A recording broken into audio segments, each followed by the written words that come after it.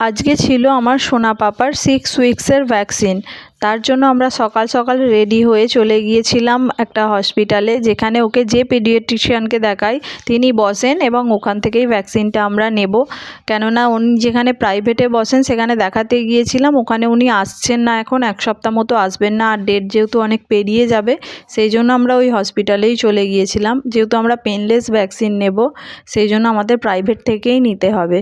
আর আমি এখানে মমতা কার্ড করেছি, চাইলে এখান থেকে আমি গভর্নমেন্ট থেকে নিতে পারতাম, কিন্তু না, আমরা ভাবলাম দুদিন ছেলেটার জ্বর আসবে, ভালো করে পা নাড়াতে পারবে না, অনেক কষ্ট হবে, কাঁদবে, সেই জন্য পেনলেস ভ্যাকসিনটাই আমরা চুজ করেছি।